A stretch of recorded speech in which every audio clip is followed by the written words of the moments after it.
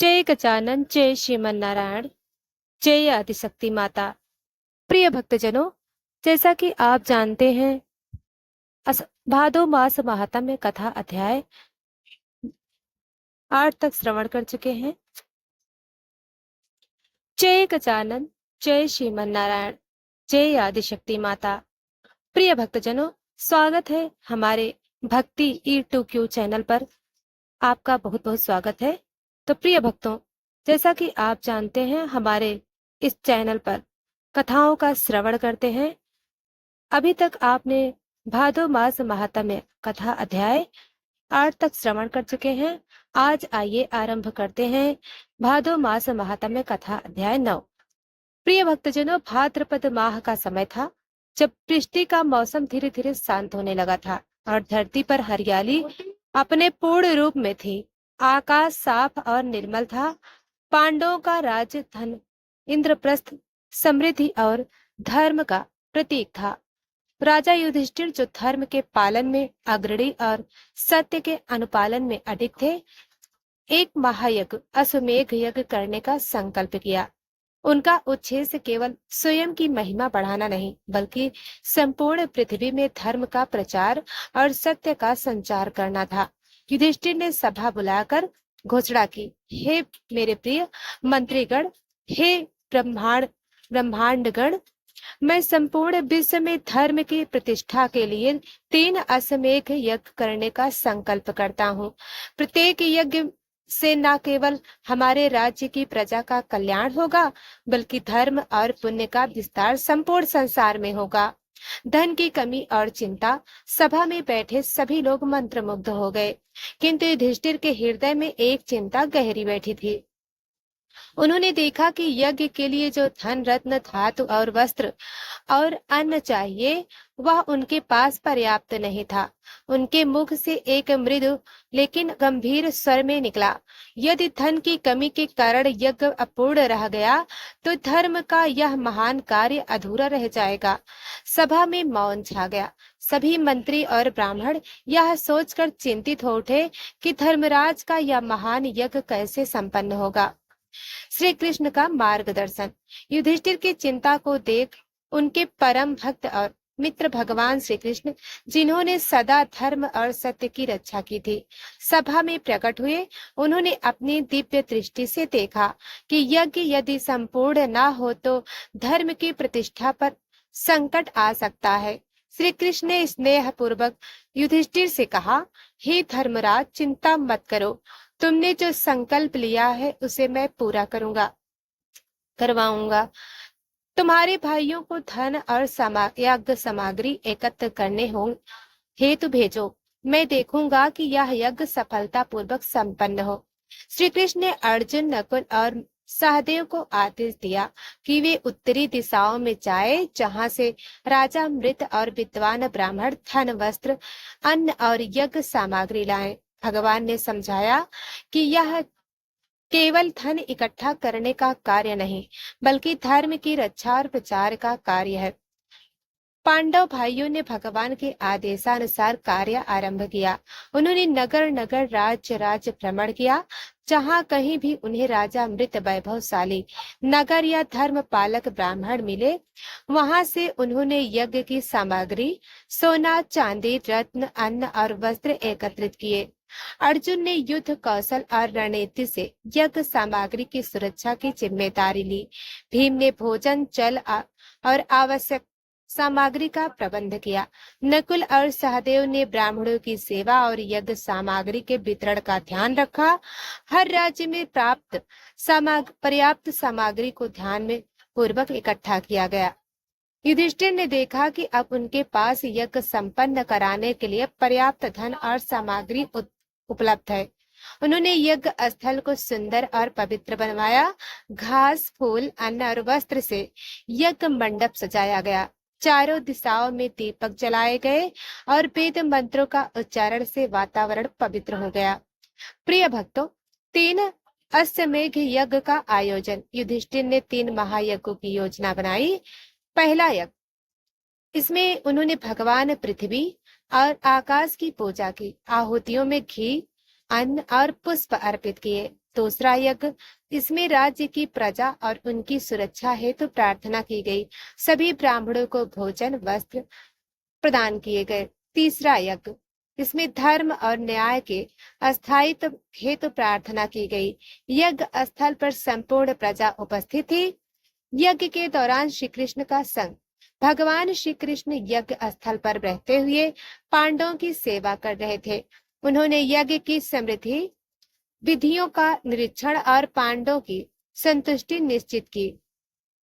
कई महीनों तक उन्होंने यही ठहर कर यज्ञ की पूर्णता का प्रदान की। 3 महायज्ञों के सफलतापूर्वक संपन्न होने के बाद युधिष्ठिर और उनके भाइयों का हृदय आनंद से भर गया।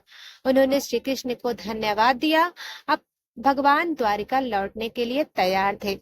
उन्होंने पांडवों को आशीर्वाद दिया कि यज्ञ से प्राप्त पुण्य और धर्म का प्रकाश सदा उनके साथ रहेगा।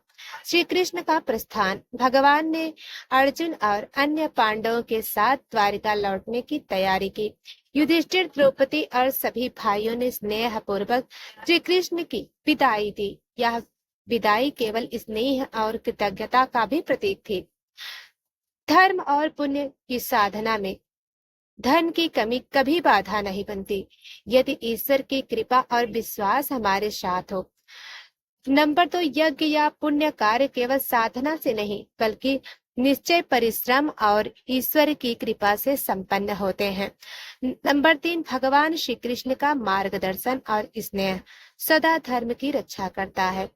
प्रिय भक्तजनों, इस प्रकार भाद्र माह के 9वें अध्याय में राजा युधिष्ठिर का अश्वमेध यज्ञ भगवान श्री कृष्ण की प्रेरणा और भाइयों के सहयोग से संपन्न हुआ। प्रिय भक्तजनों, यज्ञ के बाद का आनंद और धार्मिक अनुभव। 3 अश्वमेध यज्ञों को सफलतापूर्वक संपन्न होने के बाद युधिष्ठिर और उनके सभी भाई का हृदय आनंद से भर गया।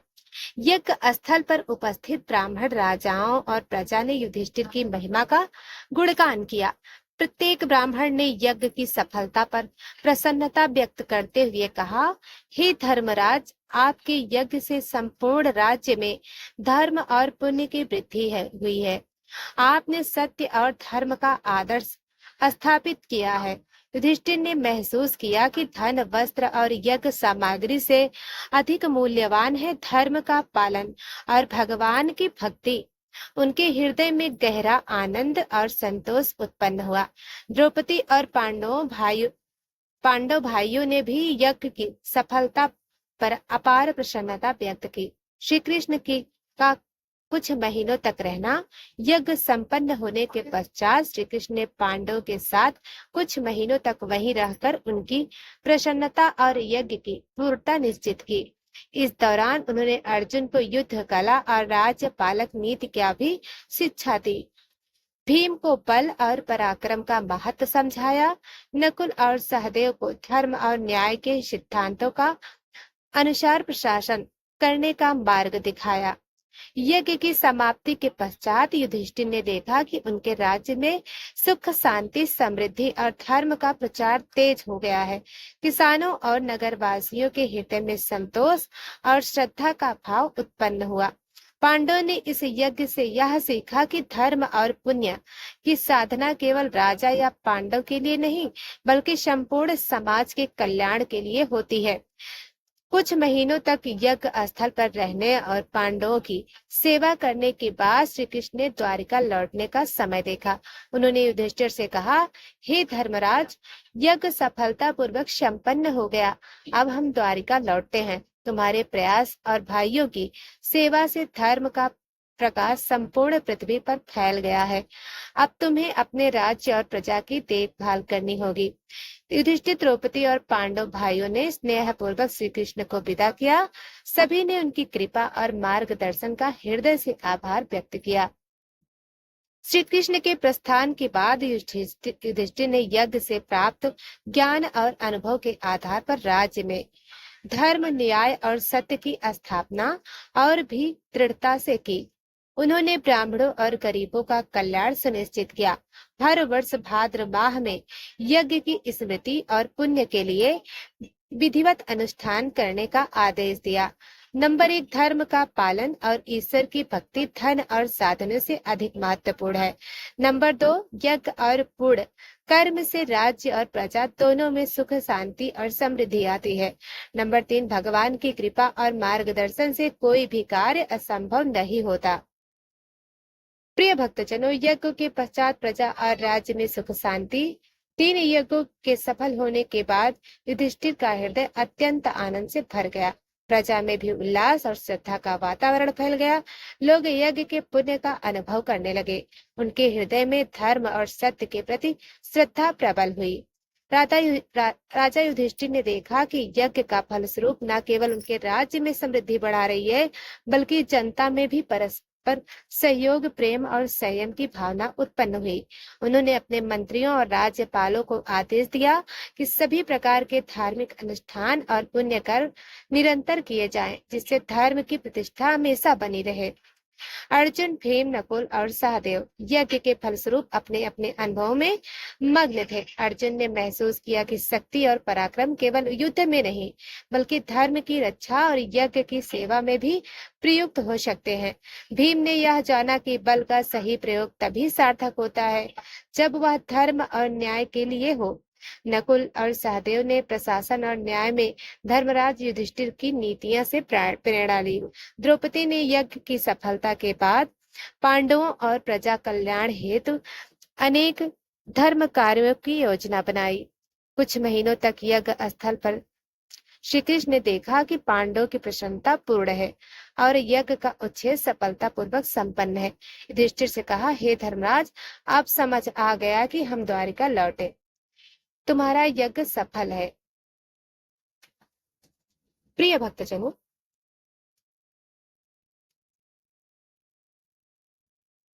तो यह थी भादो मास महात्म्य कथा अध्याय 9।